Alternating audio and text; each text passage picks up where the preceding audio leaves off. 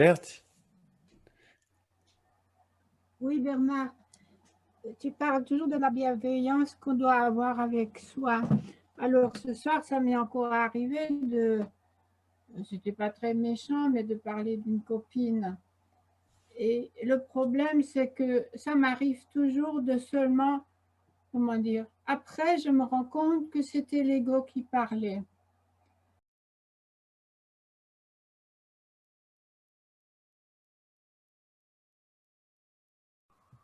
J'ai très envie de demander si nous n'avons pas tous un peu ce problème, parce que le cours dit à 2 reprises, l'ego parle toujours en premier, en utilisant exactement ces mots. L'ego parle toujours en premier. Donc, tout d'abord, nous ne devons pas être surpris si notre première réaction à telle ou telle situation, c'est une réaction d'ego, une réaction d'impatience, d'énervement, de frustration, de tristesse, d'agacement, de sentiment de je ne sais pas quoi, mais vous savez très bien. Je pense que c'est assez rare, peut-être la personne chez qui la première réaction, c'est une vague de bienveillance et de douceur envers quelqu'un qui vient de nous insulter. Ça sera ou une vague de tendresse envers une scène de graves difficultés que nous venons de voir à la télé. Mais je me demande si ce n'est pas justement ça, quasiment tout le travail de notre vie, c'est de devenir conscient que nous venons d'avoir une réaction qui n'appartient pas à notre grande soi. Donc, ce n'est pas ça véritablement le problème. Si nous n'avions plus aucune réaction égotique à telle ou telle situation dans le monde, est-ce qu'on sera toujours ici? Est-ce qu'on ne sera déjà pas complètement fusionnel avec le grand soi au point de ne plus avoir besoin de vivre sur Terre? Donc, on va vivre encore un certain temps avec notre ego, mais peut-être nous pouvons, un peu ce que Robert suggère, faire évoluer notre rapport à notre ego pour ne plus en avoir un problème et presque, je ne vais pas dire en faire un ami, mais au moins de ne pas le mettre dans les camps de l'ennemi. Notre ego n'est que la partie de nous qui n'a pas encore envie de rentrer à la maison. Il a envie de rester dehors et de jouer au petit jeu. Et comme un petit enfant, on peut juste se prendre par la main et dire « Eh bien, c'est mon petit ego. Voilà. Il a toujours envie de jouer dans le cours des petits au lieu de rentrer à la maison. » Il m'est venu aussi une image dans mon esprit. Quand j'ai essayé de faire exactement ce même travail que toi, Berthe, depuis 2 jours, j'ai eu quelques pensées difficiles et je me suis vu lutter avec mes pensées difficiles. Et un exercice que je me suis fait proposer, c'est que nous sommes capables d'observer cette pensée, cette réaction, cette émotion assez dure et dire, toi, tu appartiens à l'ego. Tu es une réaction de l'ego, tu appartiens à l'ego. Tu n'es pas de moi. Et ça rappelle un peu la dernière séance que nous venons de faire. Je dis qu'il y a 2 interprètes. Et nous ne sommes pas l'interprète, nous sommes celui qui décide. Et le fait d'être gêné par la réaction de mon ego me garde dans l'ego. Et je ne suis pas en train de dire c'est une réaction de l'ego, je suis en train de dire c'est ma réaction, je suis cet ego. Voilà. Mais si nous savions tous que non, ça, en quelque sorte, ce n'est pas ta pensée, ce n'est pas ta réaction, ce n'est pas ton émotion, ça appartient à l'ego et ce n'est pas ton ego. C'est notre ego. Ça, c'est bien. Nous n'avons il n'y a qu'un ego puisque nous sommes toujours le même seul et unique esprit. Il n'y a qu'un seul ego. Nous le sommes tous. Chacun puise dedans, chacun l'exprime à sa propre façon. Aujourd'hui, pour moi, ça sera peut-être impatience. Pour toi, ça sera agacement. Pour une autre personne, ça sera colère, injustice. Mais au fond, c'est le même ego que pour on ne sait pas quelle raison, nous exprimons de façon différente. Mais ce que nous pouvons commencer peut-être à faire, je me suis dit que j'allais peut-être le lancer pendant notre première séance. prochaine séance pour faire le rapprochement entre différentes parties de ce que nous sommes en train de faire. C'est dire l'application de ce que nous avons fait lors de la dernière séance, de nous rendre compte à quel point qu'il y a deux interprètes. Chaque fois que nous avons une réaction, essayez de voir à quel interprète, à quel guide, à quel enseignant cette réaction appartient. Et dire, moi, je n'ai fait que choisir l'interprète. Je ne suis pas responsable pour ce que j'ai ressenti par la suite. La première réaction, la première chose que nous faisons, c'est choisir l'interprète, choisir le guide. Après, les réactions sont quasi automatiques. Je choisis l'ego, mes réactions sont automatiquement égotiques.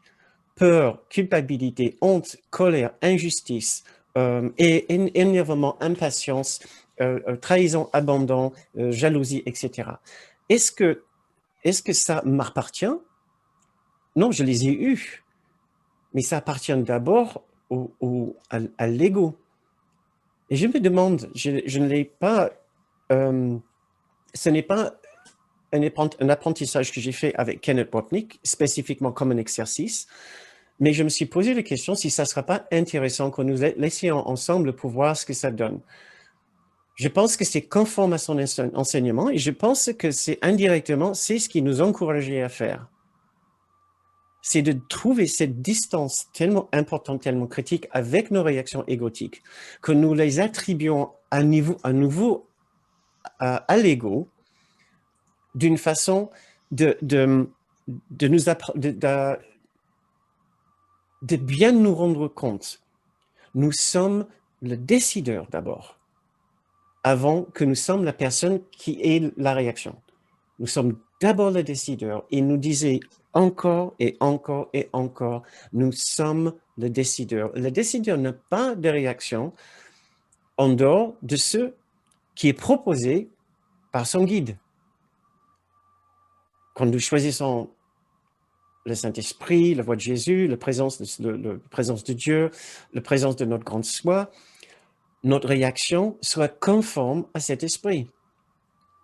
Ça sera douceur, tendresse, inclusion, compréhension, patience, compassion, bienveillance, etc. Automatiquement, sans que nous puissions décider. Ce sera automatiquement une réaction de bienveillance quelconque.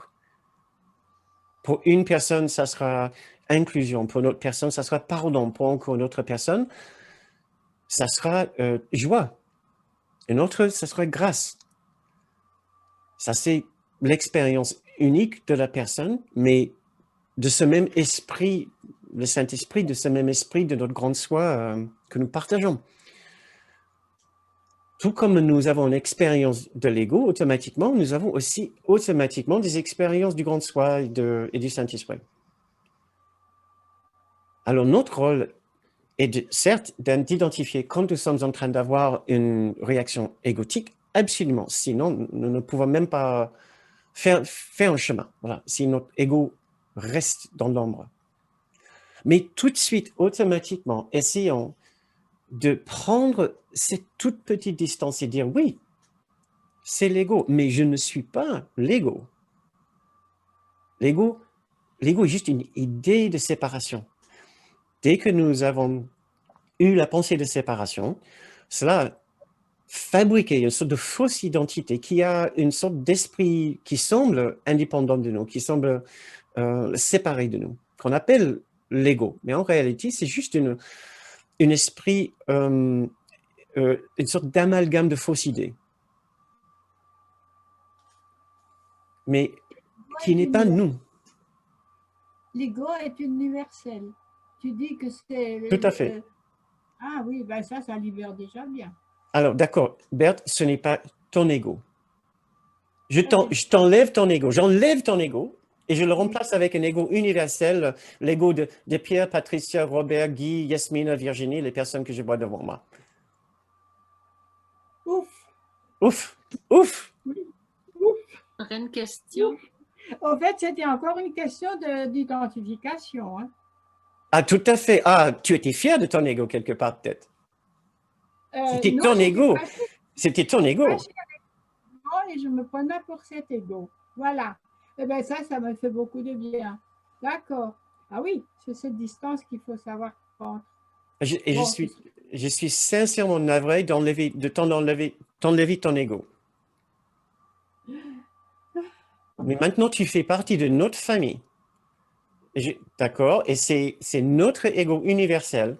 Et je continue, puisque maintenant, j'ai cliqué sur l'écran et je peux nommer d'autres personnes auxquelles cet ego appartient. Donc, c'est l'ego aussi de Paul et Sylvia, de Eve, de Patricia à Bruxelles, de Daniel et de Guita, parce que je ne vais pas vous laisser vous échapper. Hein. Véronique, Patricia, Marie-Micheline, Nicole, Romain, Julia, Monique, Christian, Alain, Mirella, Marie, Gisèle, André, Michel, Laurence, Brigitte, Hervé. Oui, nous sommes nombreux à partager ce même ego. Hein. Nous allons le ressentir, chaque personne, d'une façon un petit peu différente. Si nous voyons tous ce soir, si nous étions dans la même pièce et nous projetons sur un écran géant une image d'une catastrophe d'une partie du monde ou d'une grande injustice dans une autre partie du monde, nous allons peut-être avoir 32 des impressions différentes ou ressentis légèrement différentes. Si ces ressentis tombent systématiquement dans le camp de l'ego, c'est-à-dire il y a une absence de paix et un sentiment d'éternité, de confiance et de sécurité, alors ça appartient au camp de l'ego. Mais ce n'est pas l'ego de chacun. Chacun a trouvé son propre chemin vers cet ego, mais c'est le grand bain de notre ego universel, puisque nous sommes toujours qu'un seul esprit. Il n'y a pas 7 milliards de différents égos sur la planète. Il y a 7 milliards de différentes façons d'exprimer le même ego.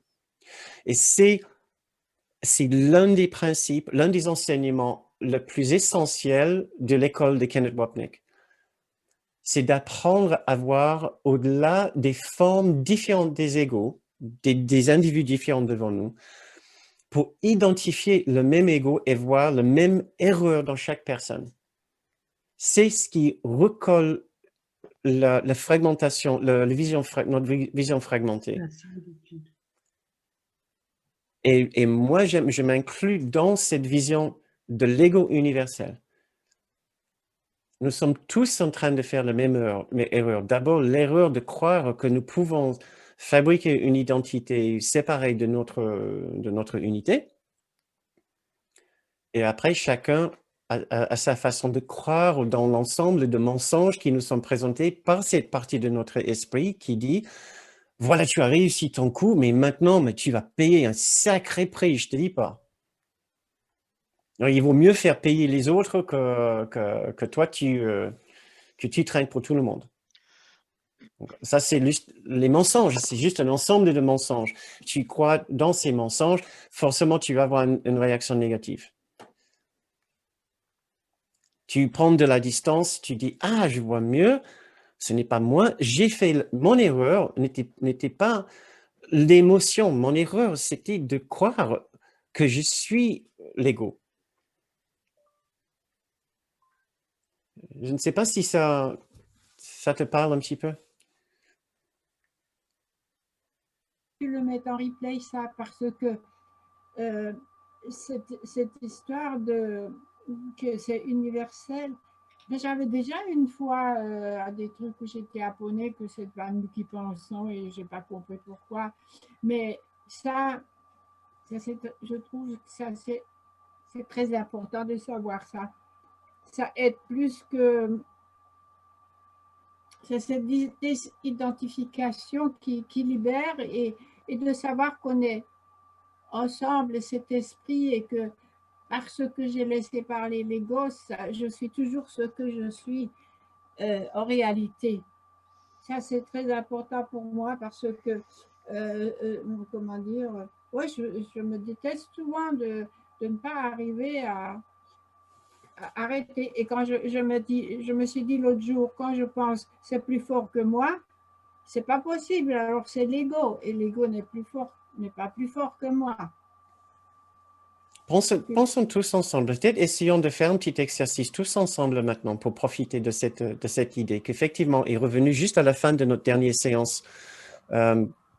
Oui, quand j'ai vu l'opportunité de glisser, que nous n'avons pas de pensée personnelle, je crois que j'ai dit aussi.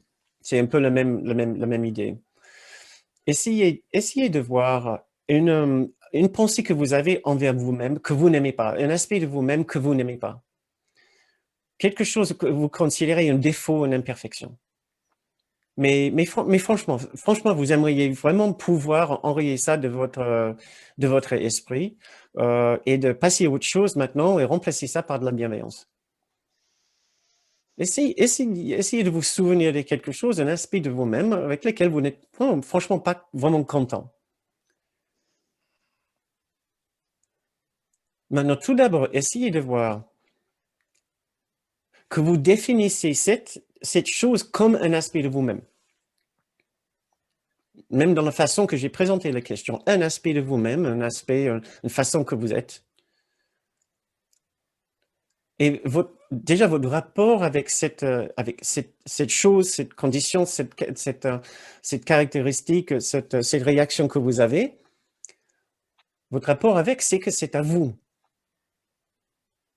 Et que vous aimeriez bien l'enlever pour être dépourvu de ça, pour que ça soit absent de votre esprit.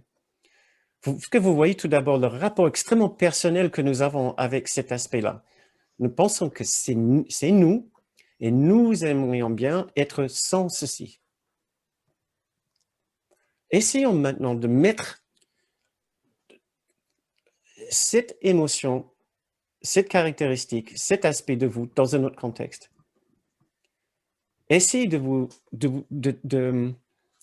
trouver juste la petite distance qu'il faut avec cet aspect de vous, entre guillemets, suffisamment pour dire, ce n'est pas moi, ceci. Oui, ça me traverse, ça s'exprime à travers moi, tout à fait, mais ce n'est pas moi.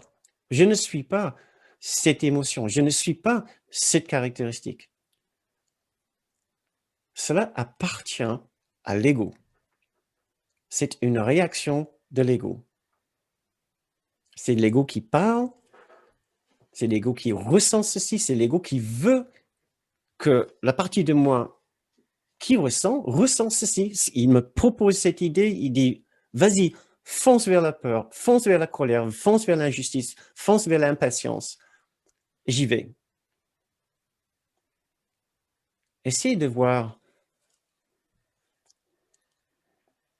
que cela ne nous appartient pas. Ça appartient à l'esprit de l'ego. Vous n'êtes qu'un simple décideur. Vous êtes l'esprit qui choisit. Vous êtes en dehors de l'ego. Cette façon d'être ne vous appartient pas. Il s'exprime à travers vous quand vous ouvrez la porte à l'ego.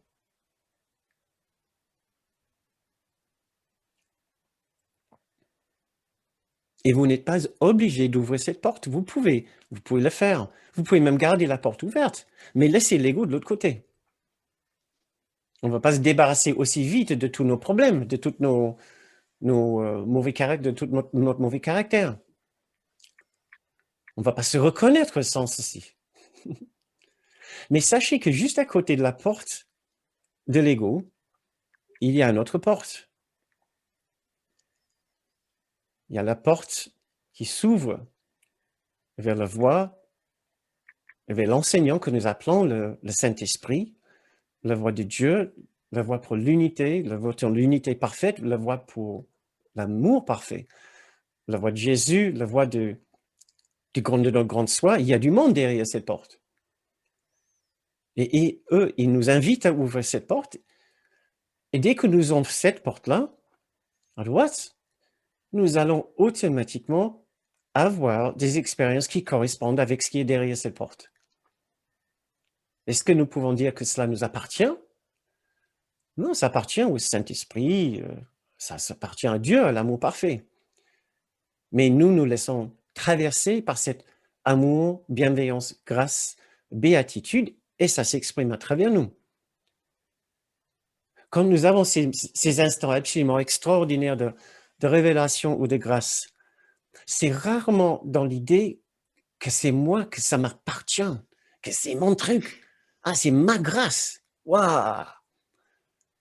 Non, c'est presque toujours avec l'idée que nous avons reçu quelque chose et maintenant nous sommes touchés par quelque chose et nous pouvons le transmettre. Ben, c'est pareil pour l'ego. Ce n'est pas notre ego. Nous sommes traversés par l'ego quand nous ouvrons la porte. Mais nous sommes le simple décideur et c'est tout ce que nous sommes. Nous ouvrons une porte ou une autre et nous allons exprimer ce qui est derrière une porte ou l'autre. Et maintenant, toute la journée, on va dire, nous sommes en train d'ouvrir les deux portes comme ça. Ils ne peuvent pas s'ouvrir en même temps, mais ils sont en train de faire ça. Ego, amour, ego, amour, ego, amour. C'est pour ça que nous avons des hauts et des bas dans la journée. Des fois, nous ouvrons entièrement la porte de l'ego et nous le bloquons ouvert sur position on toute la journée. À la fin de la journée, nous nous disons, mais qu'est-ce que je suis fatigué? Il vaut mieux que je m'assoie, je médite un peu, que je lâche prise. Et là, on change de porte, clac. Ah, je me sens mieux. Et on se laisse traverser par la paix et l'amour et la tendresse et la bienveillance et le pardon. Mais c'est exactement pareil. Quand nous ouvrons la porte de l'ego le matin, nous ne sommes pas l'ego. C'est simplement, nous nous sommes autorisés à avoir des expériences à travers l'ego. C'est un peu le travail que j'allais proposer pour la prochaine fois, mais c'est pas grave, on va toujours improviser autre chose.